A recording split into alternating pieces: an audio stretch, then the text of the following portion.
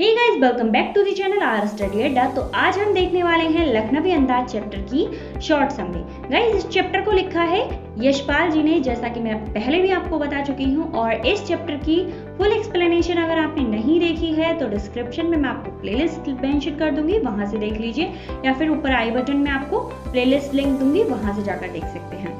तो आइए स्टार्ट करते हैं। लखनवी अंदाज चैप्टर में हमारे मेन दो कैरेक्टर रहते हैं। एक रहते हैं हमारे राइटर और दूसरे रहते हैं नवाब साहब। तो राइटर कौन है? राइटर जो हमारे स्टोरी लिखते हैं, कहानियां कविताएं लिखते हैं, वो है। अब उन्होंने बहुत दिनों से कोई स्टोरी लिखी नहीं थी, तो उन्होंने सोचा कि आज हम ट्रेन में सवारी करते हुए, कहाँ की ट्रेन थी? मुफस्सिल की ट्रेन थी, ठीक है, मुफस्सिल की ट्रेन थी, उसमें सवारी करते हुए, खिड़की से देखते हुए कि बाहर के नज़ारे देखते हुए कोई स्टोरी शायद आ जाए हमारे मन में और हम लिख लें। तो भाई साहब वो पहुंचे ट्रेन के पास। अब ट्रेन का टिकट लिया उन्होंने, ट्रेन का टिकट, क्योंकि बहुत ज़्यादा दूर उन्हें जाना नहीं था, पास मतलब थोड़ी दूर जाकर ही बस सोचना था, तो इसीलिए। पर जो फर्स्ट क्लास होती है हमारी, वो बहुत ज़्यादा कंजेस्टेड होती है, तो उन्होंने सेकेंड क्लास का टिकट ही ले लिया। गाड़ी में घुसे। गाड़ी में घुसने का क्या था, गाड़ी छूट रही थी और वो एकदम से गाड़ी में भागते हुए घुस गए। सामने देखा तो उनके नवाब साहब बैठे हुए थे। नवाब साहब की सिचुएशन क्या थी? उन्होंने पूरे व्हाइट कलर के कपड़े पहन रखे थे और उनके पास में ही दो खीरे तौलिए पर रखे हुए थे। अब नवाब साहब की सिचुएशन ऐसी होती है ना, अचानक किसी इंसान को देखकर एकदम शॉक हो जाना, वैसा ही कुछ था। तो जो राइटर थे वो हमेशा अपने मन ही मन बातें सोचा करते थे।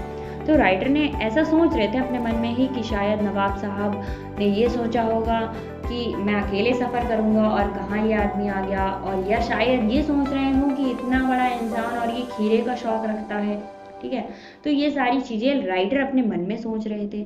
इतने में ही नवाब साहब उनसे पूछ लेते हैं, उन्हें मतलब नवाब साहब हैं वो मोमदन हैं, तो उसी लिहाजे में उन्हें नमस्ते करते हैं, यानी खुदा हाफिज करते हैं या जो भी। फिर करने के बाद उनसे पूछते हैं कि आप क्या खीरे का शौक रखते हैं? तो नवाब साहब को ये बात बुरी लगती है कि मैं इतनी देर से आकर बैठा हुआ हूँ और तब ये नहीं बोले, और अब फॉर्मेलिटी के लिए मुझसे बोल रहे हैं, यानी मुझे एक आम इंसान ये समझ रहे हैं। तो वो मना कर देते हैं कि नहीं, मुझे ऐसा कोई शौक नहीं है और ना मुझे खीरा खाना है। फिर नवाब साहब होते हैं वो खिड़की से बाहर देखते हैं और आखिरकार फैसला करते हैं कि वो खीरा छीलना शुरू करते हैं। खीरा छीलते हैं, घिसते हैं, उसमें जो झाग निकलते हैं वो निकालते हैं, छील छाल कर वो उन्हें काट कर उसके टुकड़े करके तौलिए पर सजाने लगते हैं। उसके बाद लखनऊ के खीरा बेचने वाले की एक खासियत होती है कि वो जीरे वाला नमक और लाल मिर्च साथ में देते हैं। तो नवाब साहब को भी जीरे वाला नमक और लाल मिर्च मिली हुई थी, तो उन्होंने खीरा काटने के बाद नमक और लाल मिर्च को बिखेरा, उन खीरे पर बड़ी एहतियात से बिखेरा, मतलब एकदम सजा दिया।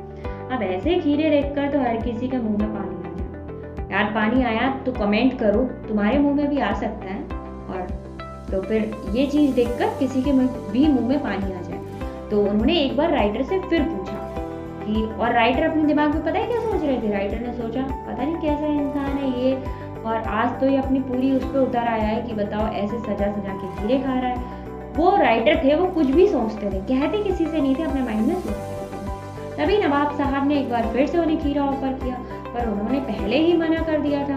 हालांकि राइटर के मुंह में आ तो पानी रहा था, क्योंकि खीरे की इस सिचुएशन को गर्मी में अगर आप देख लो, नमक पड़े हुए खीरे जो कि पानी छोड़ते हैं, तो यार मुंह में पानी तो आ ही जाता है, मेरे तो आ जाता है, आपके पता नहीं।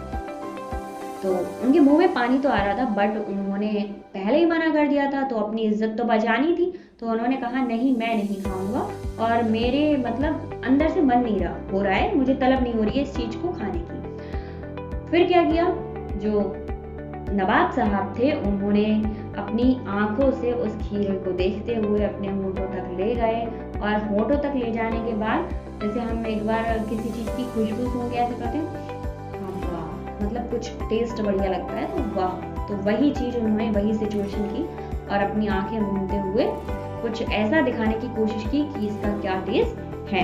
तो अब उन्होंने अपने होठों तक ले तो गए पर खाया नहीं उस खीरे को। होठों तक ले जाने के बाद, सूंघने के बाद उन्होंने उसकी फांक मतलब उस टुकड़े को खिड़की से बाहर फेंक दिया। अब ऐसे ही करके उन्होंने सारे खीरे के टुकड़ों को बाहर फेंक दिया। अब ये सारी चीजें राइटर देख रहा।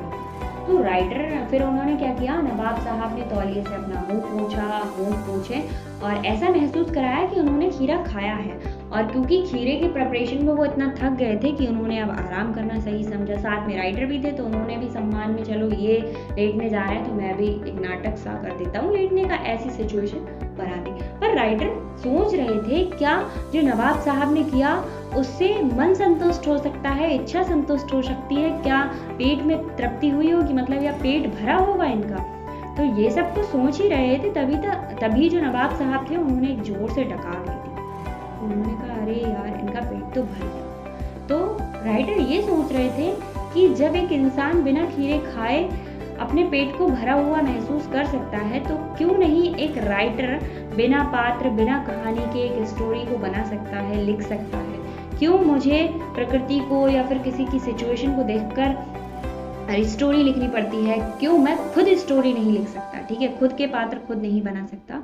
तो ये थी हमारी लखनवी अंदाज चैप्टर की स्टोरी, जिसमें एक नवाब साहब खीरे के स्वाद को सूंघ कर ही काम चला लेते हैं, खाते नहीं हैं। बट हाँ, ये हमारे साथ तो मुमकिन नहीं है, आपके साथ है तो बताइए प्लीज। तो गाइज मिलते हैं नेक्स्ट वीडियो में न्यू चैप्टर के साथ। Thank you so much.